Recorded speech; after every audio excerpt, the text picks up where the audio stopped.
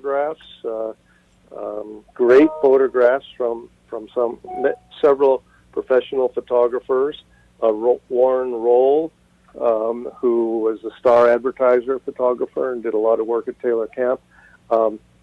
Then there was Dan Budnick of Magnum and Time Life. He did a book on Kauai. And then there was Robert Madden, who ended up being the photo editor of National Geographic. But Bob, and I worked for both Bob and Dan Budnick, and they both photographed at Taylor Camp and what you might call the hippies and surfers of Kauai, among other things. I mean, that they didn't come to Kauai to exclusively do the counterculture or the youth culture, but when they realized what an astonishing subject it was, they photographed it, and they were very kind to give me the complete archives of their work. Warren Roll also had a great archive of work on Taylor Camp. And then we got a lot of photographs. I mean, there were surf photographers back then. There were family photos. Not very few Taylor campers actually had cameras, but often their sister or brother or friend or mom and dad would come, and sometimes they would come with Super 8 cameras. So we got an astonishing amount of footage, and then there were several professional surf films done and used Taylor Camp as sort of establishing shots. So we got great interior pictures, surfing right in front of the camp, great stuff. So that's one of the things about this new film, The Edge of Paradise. There's a lot more historic surf footage, and we emphasized how important surfing and just the surf and ocean, the waterman and waterwoman culture was to the Taylor campers. That's an interesting side of it. I'm glad you brought that in. And by the way, for those of you just tuning, I'm talking to John Wehrheim, who created the book, Taylor Camp, a beautiful, beautiful series of amazing photos, and that which evolved into the film, The Edge of Paradise. And you started that about 10 years ago and had Bob Stone involved. And, of course, Bob's a great editor. And but it evolved. Oh, yeah, Bob was not just involved. When Bob and Tom Vendetti, so I met Bob through Tom Vendetti. I think many of your listeners will know Dr. Tom. Mm-hmm. He's one of Maui's premier filmmakers. Yes. And Tom saw an exhibition that I did at the East-West Center on Bhutan. And he and Tom has got a great focus on Tibetan Buddhism and Himalayan culture. And then, so after he saw this exhibition, he approached me about doing a film on Bhutan and gaining access to Bhutan and using my stills. And Bob was his editor. Bob was his cameraman. Bob and Tom were partners. They were producing phenomenal work, and so that's how I met Bob. And you just came back from Bhutan. You were just in Bhutan last year. Yeah, I was just in Bhutan. I just came back from Bhutan in late October. I was there for most of the month of October. Yeah. But anyway, that's how it. So in the course of making our Emmy Award-winning film, Bhutan, Taking the Middle Path to Happiness, I showed Bob and Tom the photos that I had from Taylor Camp, and they were kind of blown away and said, "Wow, this looks like a subject." And then Bob said, "I think I could do something with this. Let me just work on this." And Bob put this slideshow. It was really, a little video slideshow. It was about 20 minutes long, and God, it was phenomenal. Bob is so talented. He had the music, the soundtrack, everything was incredible. So we said, we should do something with this. It's only 20 minutes, but we decided, okay, we're going to make a fundraiser for our local Kauai radio station, KKC, what is it, KKCR, yeah, community radio. And So we brought it to KKCR, and they said, "Okay, we'll go over to get Kilauea Theater to donate it sometime, and we'll screen it at Kilauea Theater, and make a few bucks for the radio station." It was one of their fundraising drives. The theater held 230 people. 2,000 people showed up. Wow! For a 20-minute slideshow, and so they did one after another. They kept it there all week. And people got up on stage. All the Taylor campers got up and started giving their stories. And Bob and Tom just went, "Oh man, this. We've got to do a film. We've got to inventory. Interview these people." So that's how the whole thing came about. It was really not my idea. Mm-hmm. Not really. It was Bob and Tom's idea, and I just kind of went with it. I had already started doing.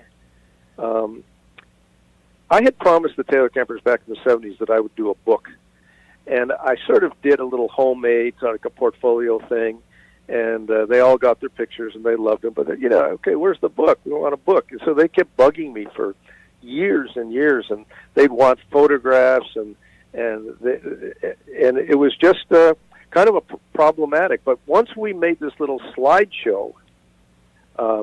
Then I could just give them a DVD, and they could print from that. But they were still wanting a book, and I didn't know what to do. And so this is even before Bob and Tom decided to that we had to make a film. I thought, okay, I'll make a book, and I went to my friend. Maybe some of your listeners know. The great travel and writer and novelist Paul Theroux. Paul lives on the North Shore of Oahu. Yeah. And I said, Paul, why don't you? And he loved the pictures. He had seen these. He's been looking at these photos for years and encouraged me to do something. I said, Paul, why don't you write the text for a book, and we'll publish a book. I thought, wow, if I could get Paul, I'd be in. And he gave me a couple of books by what is that? I can't remember the guy's name. Studs Terkel, the great Chicago writer. Yes. And so Studs does this. His whole collection of writing is interviewing people, and he did The Great War. He did so many just really phenomenal books. And he said, John, I can't write the Taylor Camp book, and you can't write the Taylor Camp book. Only the Taylor campers, their friends, their neighbors, the politicians, the people who loved them, people who hated them, they're the only people who can write this book. You've got to go interview those people and write a Studs Terkel book with photos. And so I had already, and I thought, well, if I'm going to interview them, I might as well just videograph it. So I had already started thinking that I was just going to do a book. I had started interviewing the Taylor campers on video. And then when Bob and Tom came along and just said, oh, we're going to make a serious feature film out of this, that was it. It just took off. Mm-hmm. And wasn't it interesting? For those listening, by the way, this film will be shown April 6th. That's a Saturday, the Saturday after next. The screening will be at 7:30. There'll be a little bit of music and food and great 60s music in the courtyard by DJ Jed. And then the tribute will be afterwards. So it'll be a very special showing here on Maui. A lot of people didn't even realize that Bob had passed away. He's a very quiet person. He kept his illness very quiet. So a lot of people just found out after the fact. So this will be an interesting gathering. I think most people, Cindy, Bob just never complained. He never said anything. No, he didn't look good, but he never complained. No, I didn't know until August, I guess, that I had not been aware.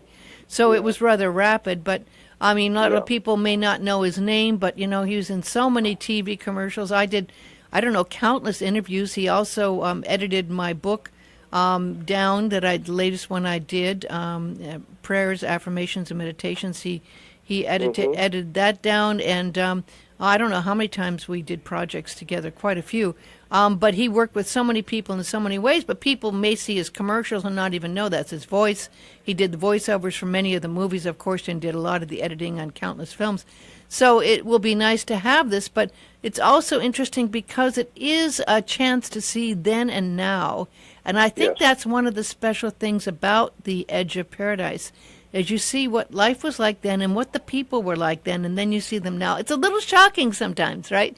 There is that moment you go, oh my God, you know? Yeah, it's then and now for the Taylor campers, for their friends and neighbors and their enemies, the people who loved them, the people who we went back 30, 40-some years later, and everybody who was in the original stories and the original photos, we went back and tracked most of them down. Some are no longer with us, but and got their stories.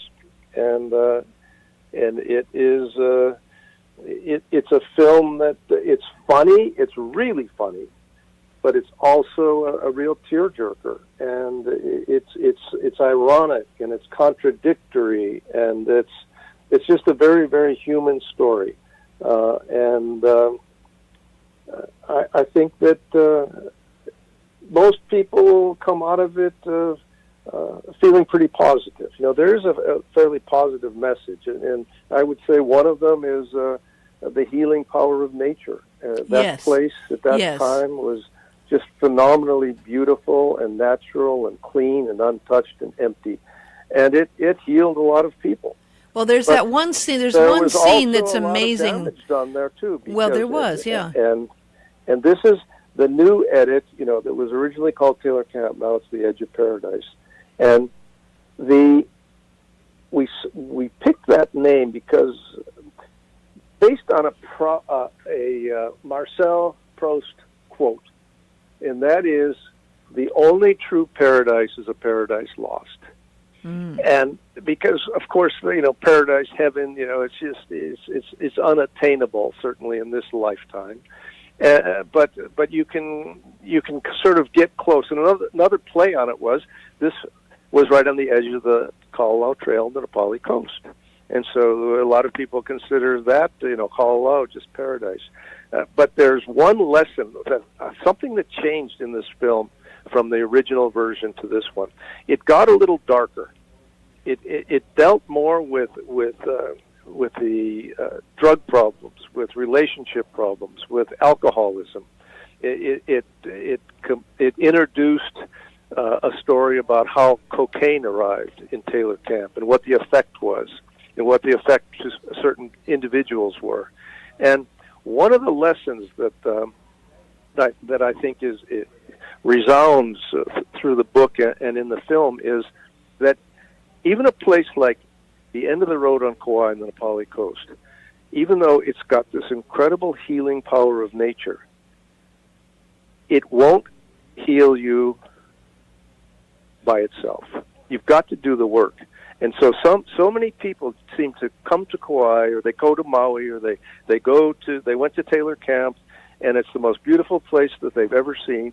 Tree houses on the beach, on the edge of the Nepali coast. It was the ultimate hippie fantasy. It couldn't get any better, and yet they were still unhappy.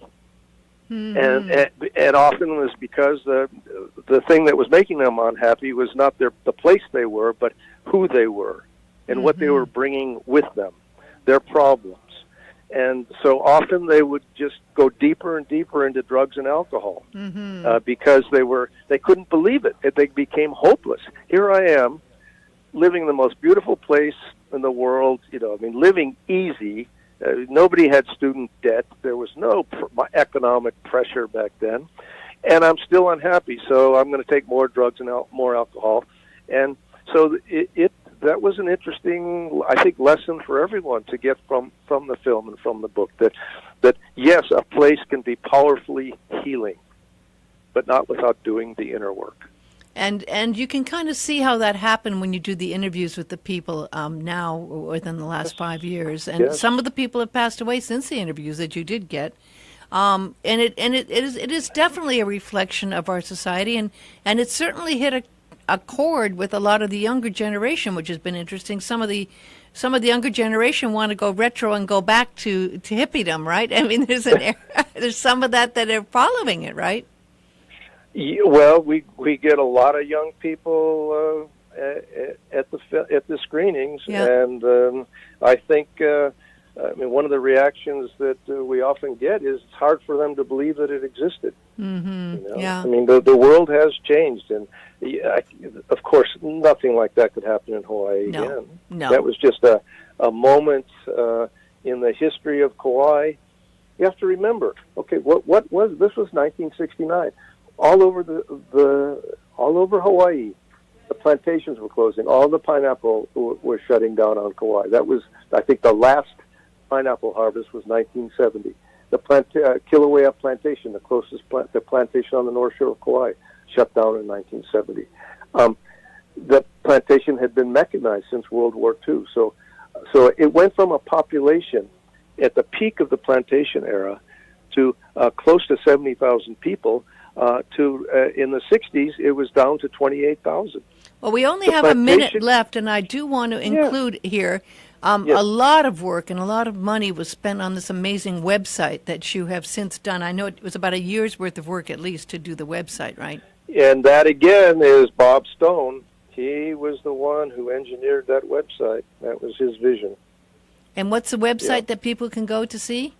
Oh, it is theedgeofparadisefilm.com. Theedgeofparadisefilm.com. Theedgeofparadisefilm.com. It's got the original map drawn from original map drawn in 1977 by Pat Leo, an artist, a resident artist in Taylor Camp, and then you can click on any house in the camp. We're out of time, John, but I'll see you next week, and I'll see you at the film for sure on April 6th.